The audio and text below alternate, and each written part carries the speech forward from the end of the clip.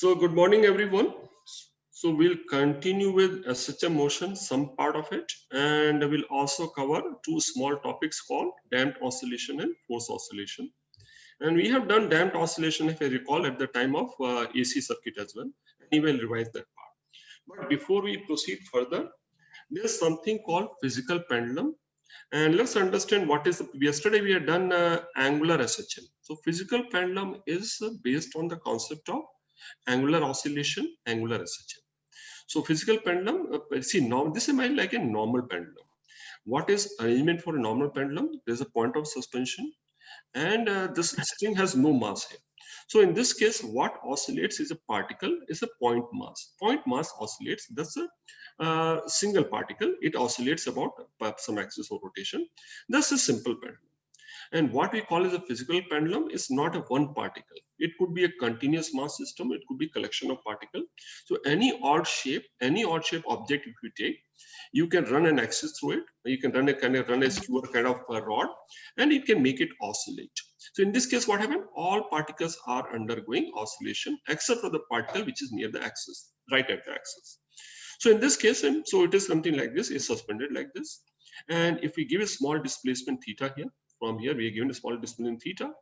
And if we leave it, and if we give small displacement, we leave it from here, this displacement what we have given is equal to called angular amplitude. And it will also have SHM motion. But in this case, what will have SHM? Not linear SHM, it will have angular SHM. And we use the same concept, or same principle what we did yesterday. So let's understand here. So in case of linear motion, force is proportional to minus x. In case of angular oscillation or angular SHM, torque is proportional to negative value of theta. Negative means it has to be opposite to displacement. So here if you are given displacement in anti-clockwise direction, torque has to act in the clockwise direction. And based on the principle, how do we find value of omega here? We find in case of linear oscillation, we find fx. We equate fx to minus m omega square x. The expression is omega square x minus omega square x. So we find fx and equate, we find omega. So here also what we need to do to find SHM for angular oscillation, we have to give a small displacement theta and calculate what is the net torque acting and equate the net torque to minus omega square I theta. So this is very similar to previous one. And let's see in this case, how would you do that? So this is we are given from here, this vertical position, we are given in the small angular displacement theta from here. And let's see what is the torque which will act. And we have to calculate torque about which point, about axis, about which it's going to rotate. So axis is perpendicular to plane of figure, passing to this point O. So torque also has to be calculated. Reason the torque will act, what are the forces acting on the object? Forces acting on the object would be forces which are acting at the support. They will not create any torque. In addition, this gravitational force will act, and gravitational force will act in this direction, directed towards center of Earth, and this center of mass. It will act at the center of mass. So this is a force acting, and this is called point of center of mass. O is the point of oscillation. So in this is the torque which will act, and torque is equal to this. This is vertical force multiplied by horizontal distance. So torque will be mg into this distance. If I call OC as LO, distance between point of oscillation or axis of oscillation and center mass, this torque, this distance will become equal to LO sine theta. Let's write this torque theta is equal to force mg into LC sine theta.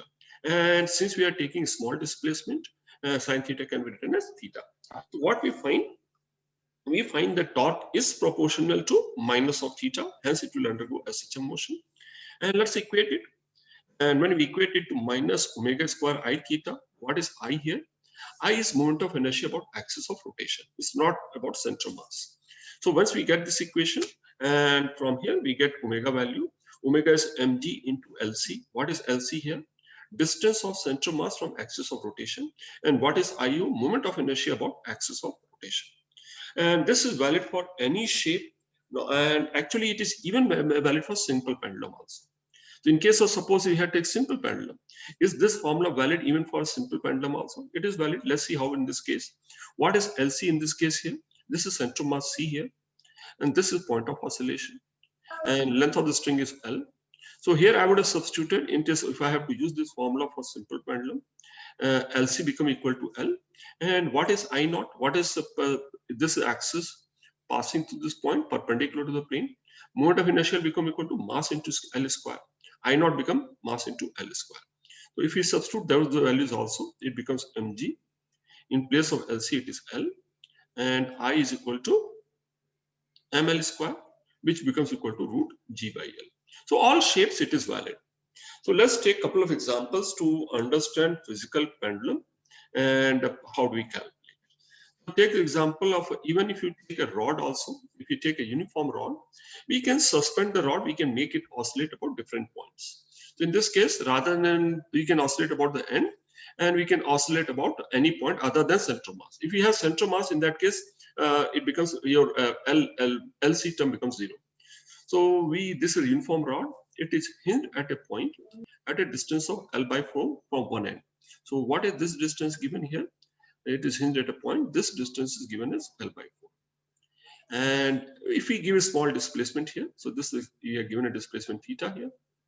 And if we give a displacement, small displacement mean position, it will have angular SHM motion and similar to previous one. So let's calculate. How would we calculate here? Omega. Either you remember the basically torque very similar to that. Either you basic approach torque theta has to be equal to minus of omega square I theta. From that equation, you arrive at this. And we need to understand what is LC term here.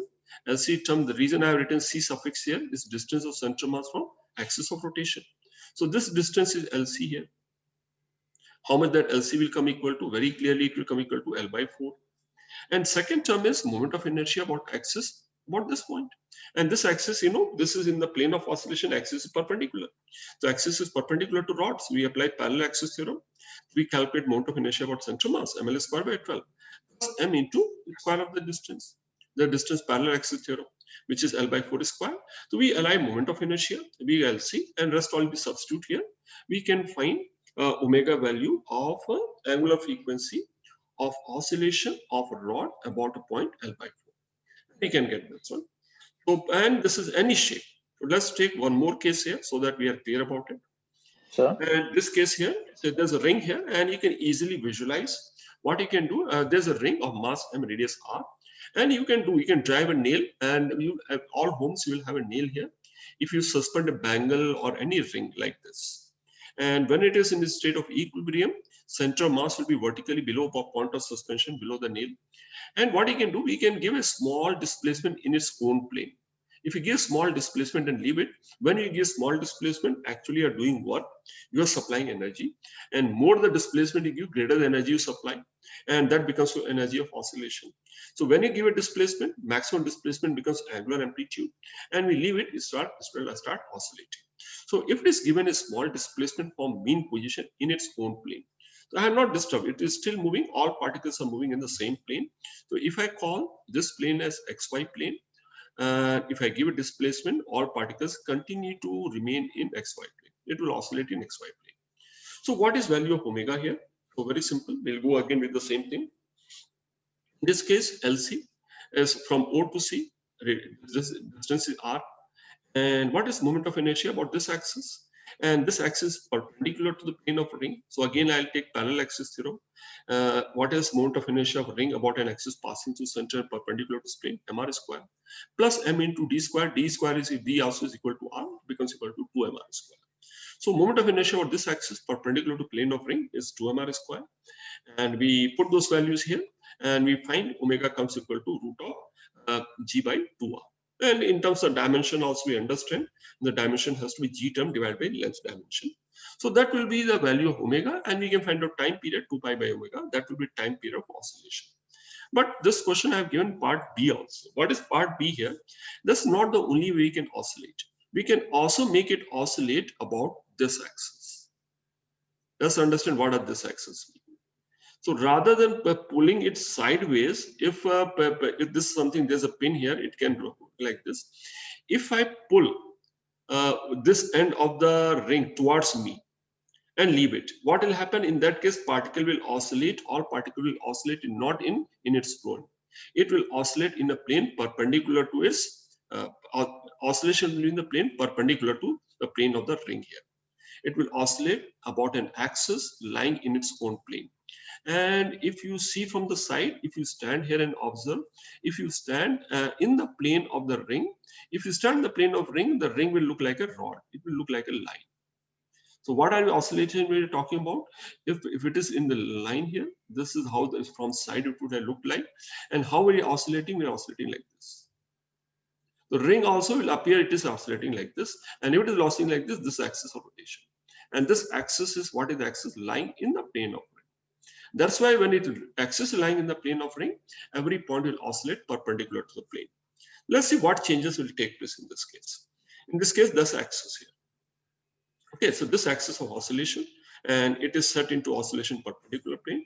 Moment of inertia also, see, the LC term has not changed.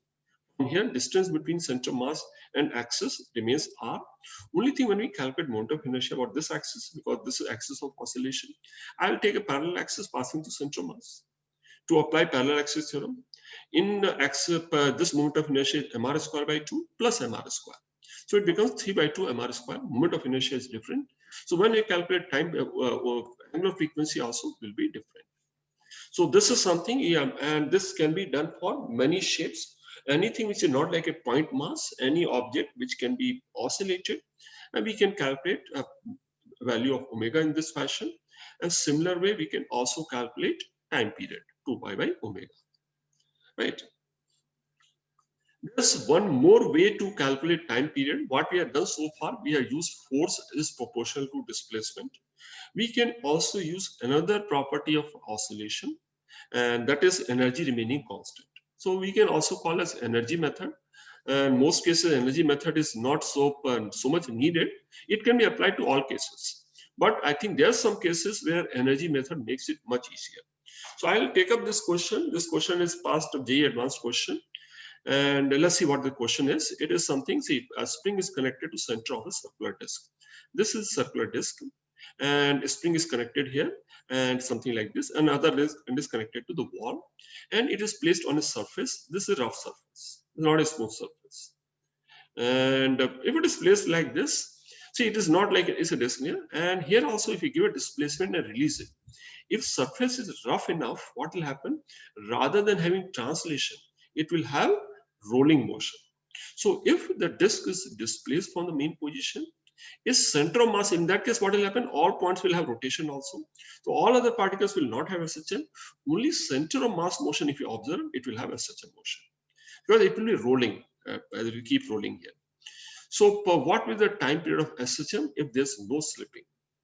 So let's see, let's visualize what will happen here. So in this case, energy method will calculate total energy for a random displacement x from the mean position. So there we calculate force here, we'll calculate total energy here. So let's imagine that we have given a displacement. This was the original position of center mass. From original position, we had given a displacement x here. And for this position, when it at this position here, it may have certain velocity. We have given a displacement is coming, if it is coming to our mean position, direction doesn't matter. Let's see why the direction doesn't matter. If this is velocity of center mass, and in this case, omega will be like this. So that at this point, net velocity is 0. Omega has to be equal to v by r. So that's a state of motion. Let's identify what are the different parts of total energy here. Total energy is composed of two things. Gravity is not changing. It is moving in a horizontal plane. So in total energy is composed of energy stored in the spring plus translational kinetic energy plus rotational kinetic energy.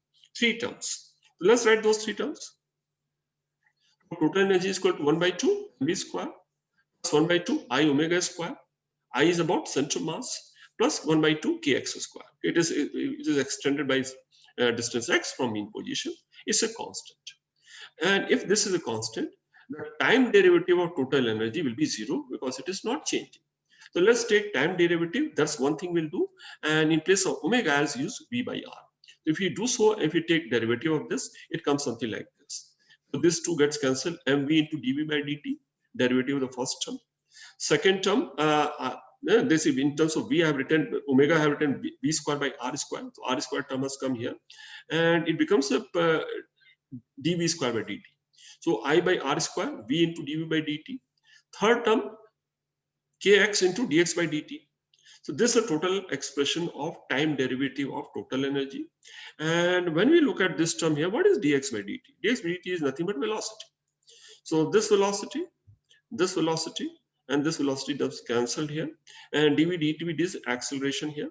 So we get acceleration as a function of x. That's what we need. We are going to use the condition the acceleration has to be equal to minus omega square x. Then only such a motion. So do we get that expression from here? Yes, we get an expression here. So what do we get here? If you take the acceleration term here, acceleration term has m plus 1 by r square, which goes into denominator. It comes to the other side, negative sign. So a becomes equal to minus kx divided by m plus I by r square.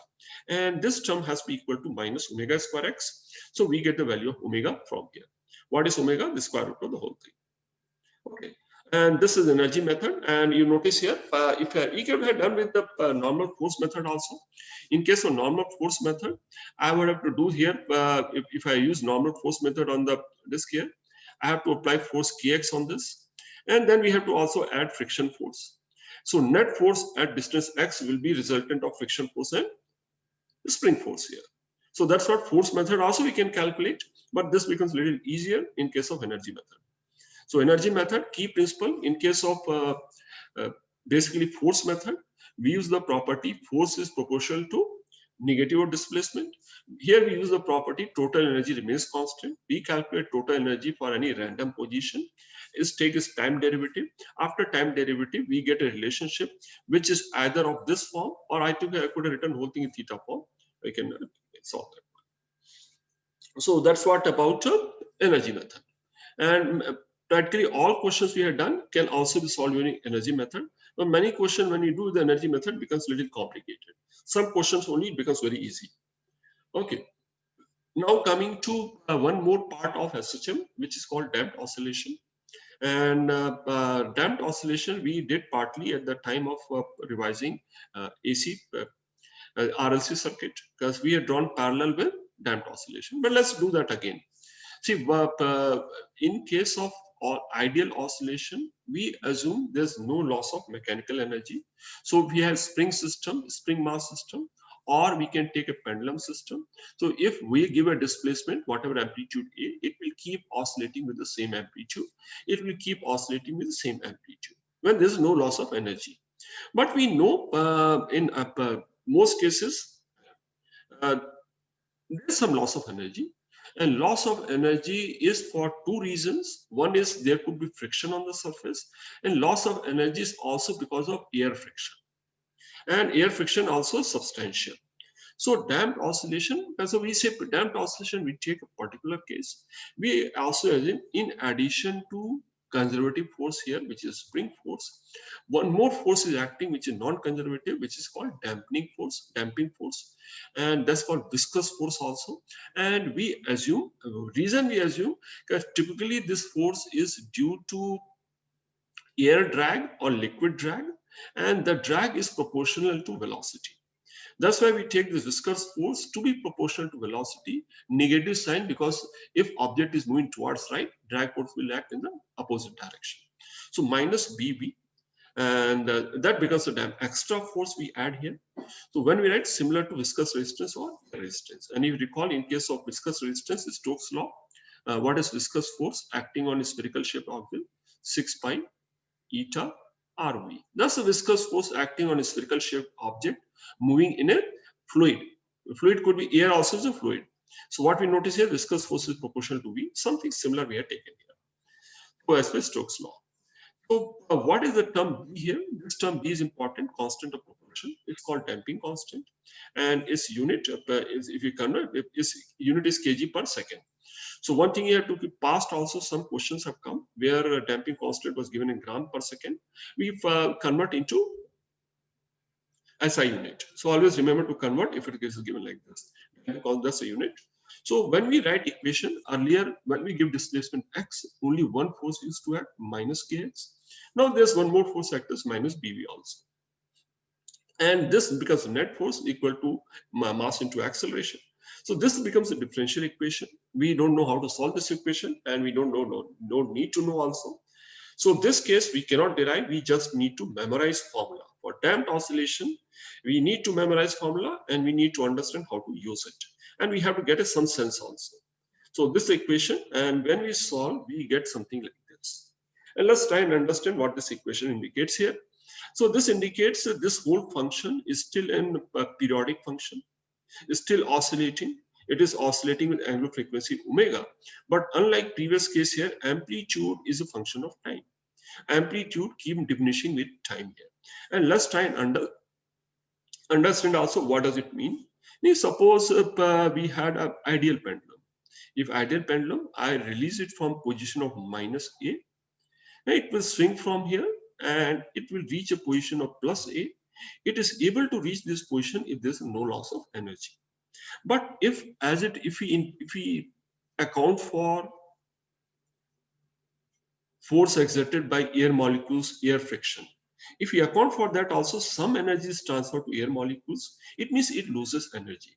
If it loses energy, if it starts with the amplitude of A, by the time it reaches here, the amplitude will not be A, it will become less than A.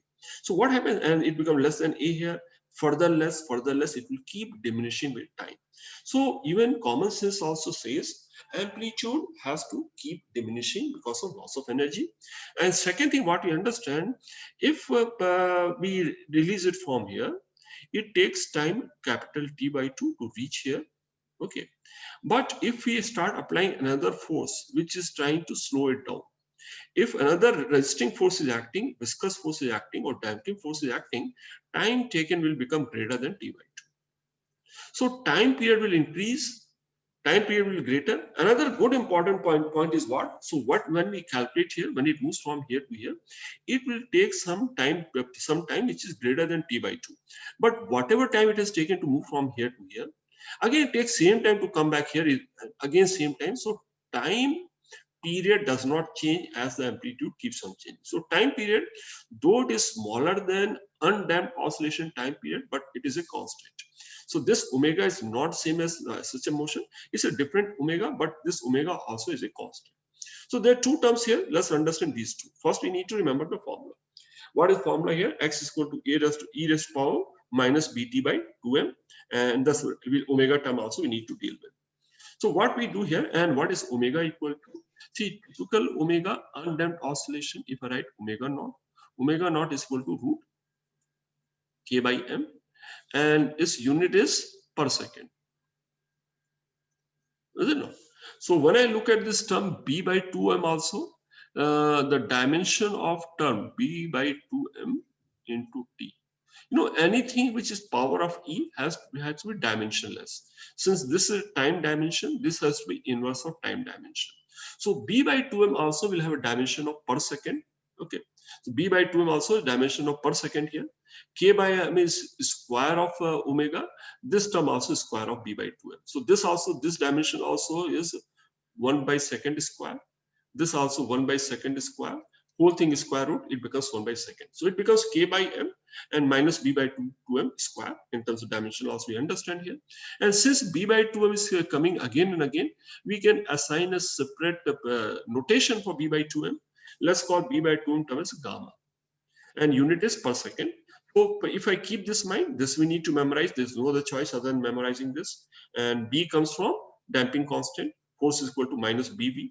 So when it becomes, we can rewrite this equation something like this: X is equal to E raised to power minus gamma T. And this equation is very similar to radioactivity also. There also activity and number of radioactive compounds keep decaying exponentially. So some of the properties are similar here. And similar way, omega also can be simply written as omega square minus gamma square. So this perhaps becomes more convenient. Only thing, gamma is equal to b by 2m. So amplitude of oscillation decreases exponentially.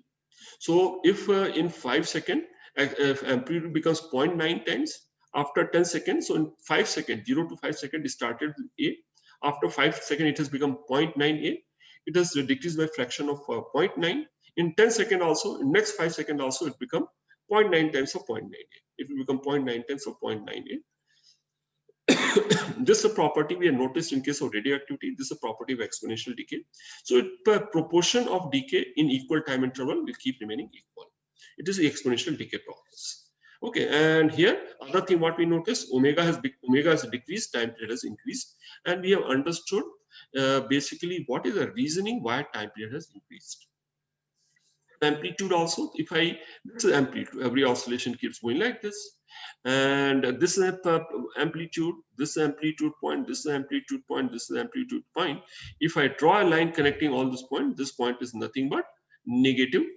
This will be something of this form, e raised to power minus some minus gamma t, negative exponential curve. Okay, let's look at energy of oscillation. Okay, what is energy of oscillation? So basically what you have seen, amplitude is something like this. It decays exponentially, but energy of oscillation is 1/2 k. Basically, it is proportional to square of the amplitude. So energy as a function of time will be something like this. Energy is proportional to, so basically what we have done here, I have written, use this term 1/2 k, and this also is function of time. We substituted this value here from here. It becomes a e raised to power minus 2 gamma by t. So okay, so that's a oscillation. And what happens when the gamma is very large? Other thing we written, gamma is very large, then no oscillation will take place, will come to stop.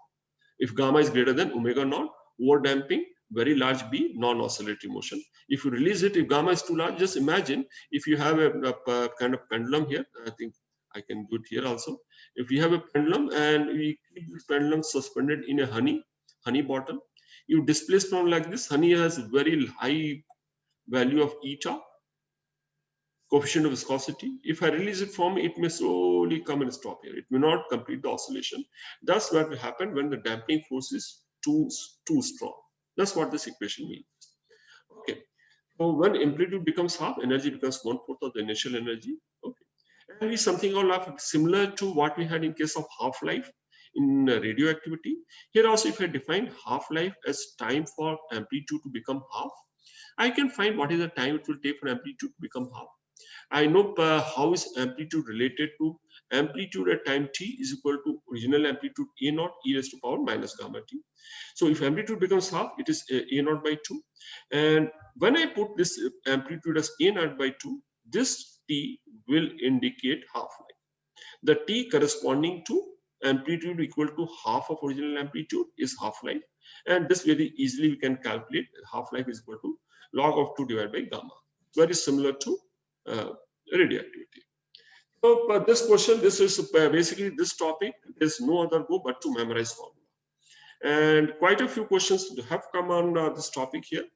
So we cannot ignore the topic entirely, and we need to prepare the formula and look at some questions. I have done these questions earlier also at the time of AC, but I'll quickly revise those questions again. If mass is connected to spring of this spring constant, and system is has a damping constant of what is given 40 grams per second. Find time period of oscillation, time for amplitude to drop to half of initial value, time for energy to drop its initial value. All these terms can be calculated.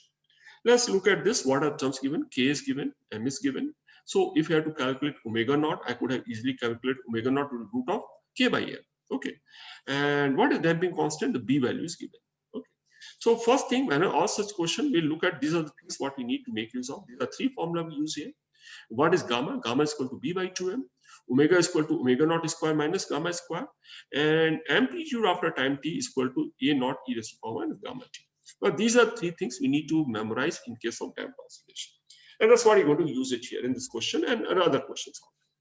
So what is gamma here? B by 2M. B also we convert into SI unit. So we divide by 1000. It becomes equal to 0.04. To mass also into 0.2. So we get the value of gamma, which comes equal to 0.1. And we can calculate omega also. Rest is very simple. So we time period for absolute drop half. We can substitute here. Gamma value is 0.1. And we can all calculate. We can calculate time. And for energy to drop to half, for energy to become half, A has to be equal to E naught by root. Energy is proportional to square of amplitude. So to calculate the time for energy to become half here, I'll substitute A naught by root 2.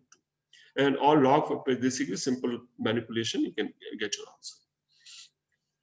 Let's look at the question which is little more tricky. And this was one of the more difficult question which has come on this topic. And this question also had done last time, but let's do that again. And in this case, let's first read the question and understand. And an amplitude of simple pendulum oscillating air with a small spherical graph decreases from 10 centimeter to 8 centimeter in 40 seconds. Of course, the damping is happening, and it may realistically happen like this. And we assume the Stokes law is valid. The Stokes law valid basically means for damping force or viscous force is proportional to minus V.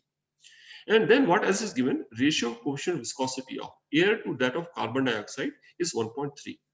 So what is given here? Viscosity of air divided by coefficient of viscosity of carbon dioxide is given as 1.3. Why coefficient of viscosity of carbon is given? Less carbon dioxide is given like this.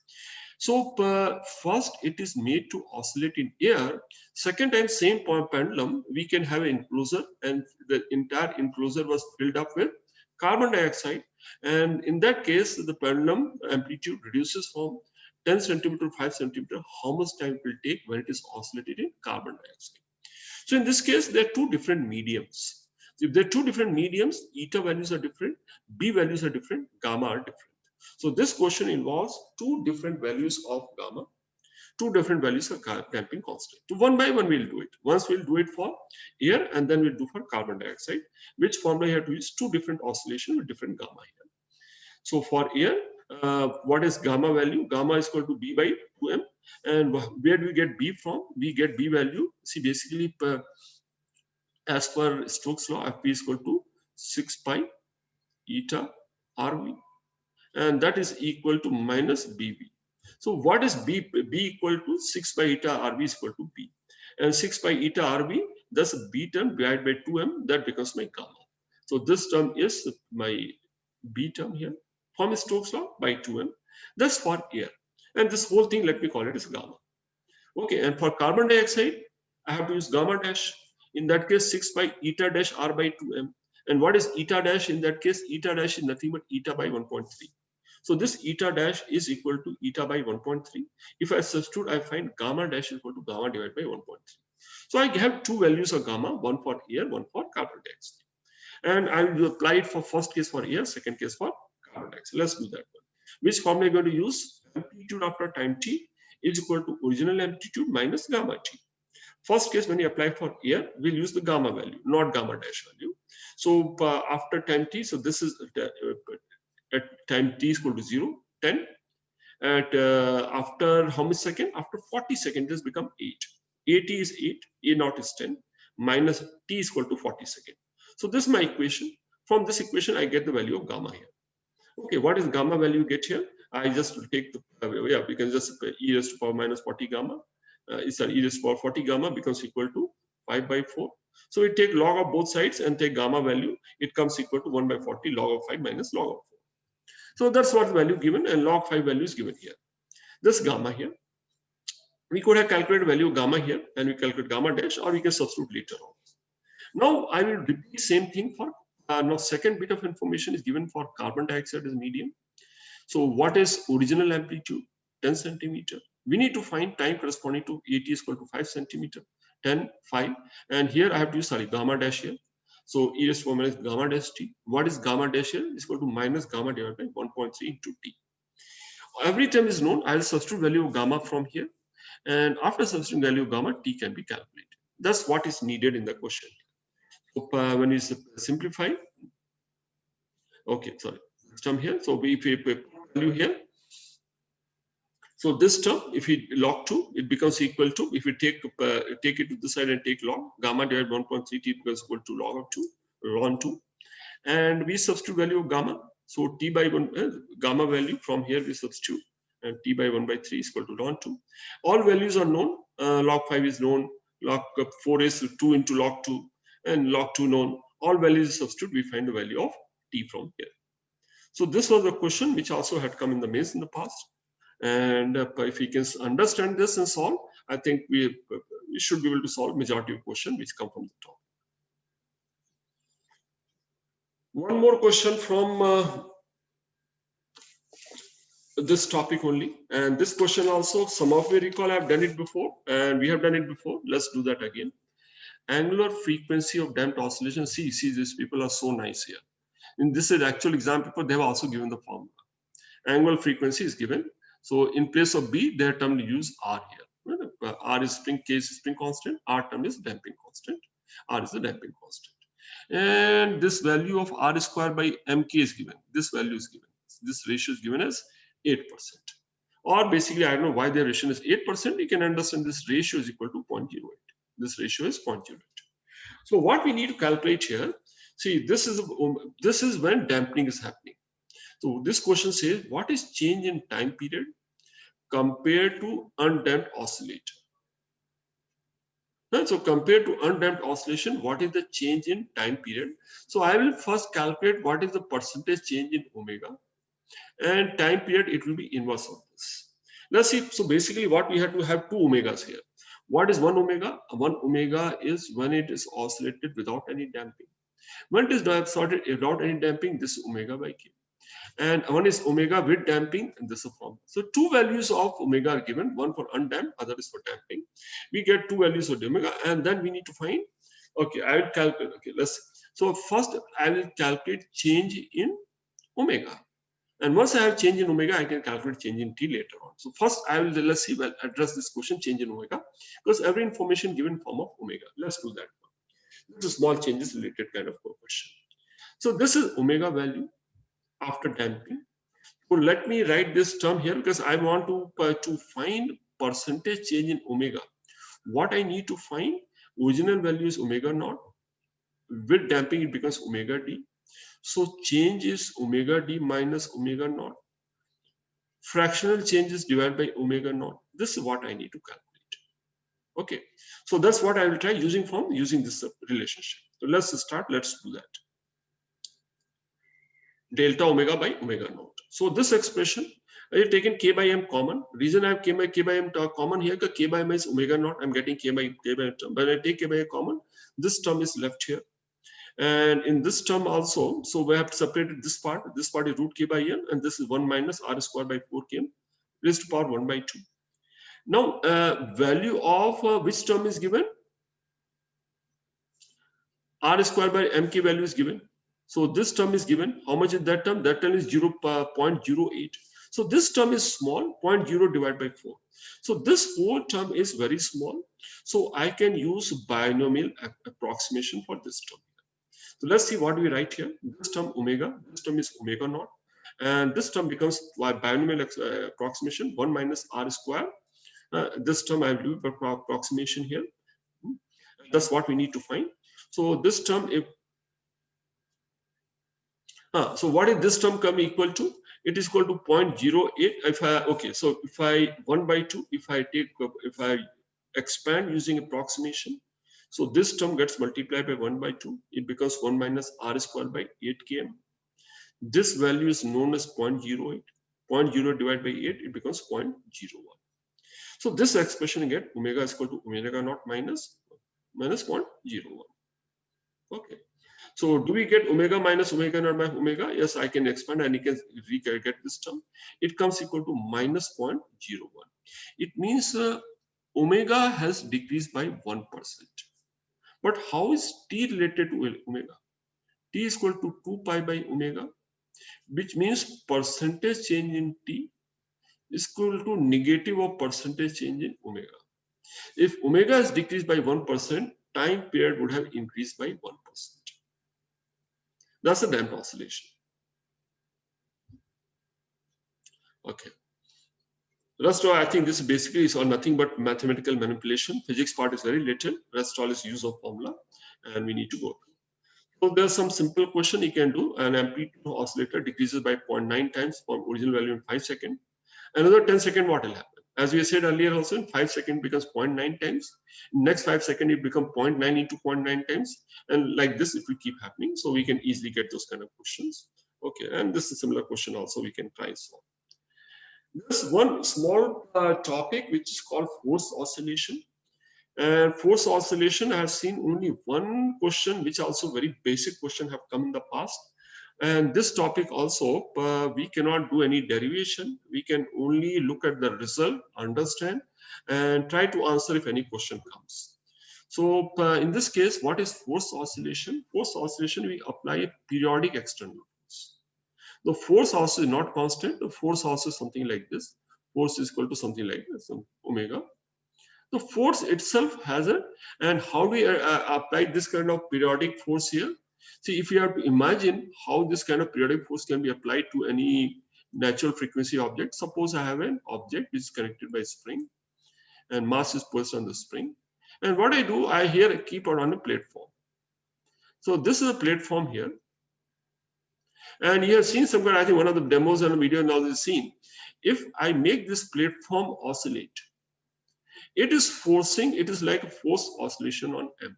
So this mass spring system might have oscillated with a natural frequency omega naught. But this platform is already with some driving frequency or external frequency, something else. So in that case, what will happen? Finally, this particle also has no choice but to start oscillating with the force oscillation frequency. So this is kind of thing we can do here. So natural frequency oscillation dies out due to damping when object oscillates only with driven frequency. So whenever an external agency acts, after some time, what is the final frequency of oscillation? WT. And if I have to write the equation, what are forces acting? This is okay. This is a typical SHM, resisting force, linearly proportional to displacement and minus. This is damping, and this is external force, which is periodic. It has the periodicity of angular frequency of omega t. So now this becomes my equation. So the formula is based on solution of this equation. It's a differential equation. And when we solve this question, basically we are not mostly interested. Yeah, it will also have a time something like sine of omega t to t. But basically what we are trying to understand, amplitude. Of course, it oscillates in omega t. This would be the amplitude of oscillation. And look at a fairly scary looking formula here. So what is the term here? F naught, whole thing within the square root, omega square minus omega square minus omega d whole square, and the whole thing whole square plus omega d square and b square, whatever. So this is the formula which you need to memorize if you want to solve. And I suggest all such things you should memorize only just before the examination. If you memorize now also, you'll forget. So such kind of things you have to keep in mind for the last moment. So let's understand here, this is two, we can break into two parts. What we find here, this is amplitude of force. Of course, amplitude of oscillation is proportional to force. You double the force, amplitude of oscillation become double. But let's look at this part here. There are two parts here. This is one part and this is second part. So what will take two cases, one case, one becomes zero, other case, other becomes zero, negligible. Let's see what makes one part negligible. So first case, if damping is small. If damping is small means B term is small. Okay, and driving frequency is far from natural frequency. If this term is small and the gap between W omega and omega D is large, but the natural frequency and driving frequency gap is large. In that case, this term becomes much larger, this term becomes very small. I can ignore this term. For a small damping with driving frequency from natural frequency, other term can be ignored. And in that case, I end up with formula F naught is equal to M divided by omega square minus omega D square. This is a little nice little formula. This is a small damping. And here also what you notice, amplitude depends on the gap. As the gap becomes smaller, amplitude becomes large. So if we keep changing omega, keeping F naught same, and omega not same. Only thing what are changing? We are changing driving frequency. As we keep driving frequency, change driving frequency, what we find, if driving frequency is far too low and far too high, then the natural frequency, amplitude oscillation is small. But if when both are close to equal, amplitude oscillation becomes large. It has large oscillation, large energy, and it becomes further large if B is small. So first of all, which curve here? This is for one particular value of B. Damping constant is B constant here. This damping constant is 140. Next curve I have drawn, I have replaced the damping constant with a smaller damping constant. Of course, when the damping constant becomes smaller, peak becomes even larger. So as the damping constant keeps decreasing, the amplitude of oscillation keeps increasing, and maximum amplitude occurs when driving frequency is equal to natural frequency, and it has very large oscillation, and which can lead to failure of structures and any such object. That's one kind of case. And the second case, when these two are very close to each other, but this one is not negligible.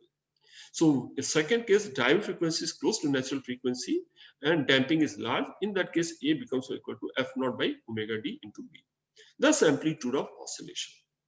So if at all anything comes, it may come based on any, these are three formula. And if you remember this formula, I think these two are actually implied from here. We can arrive at these two. So that is all about SHM motion. So we'll stop with SHM motion here. And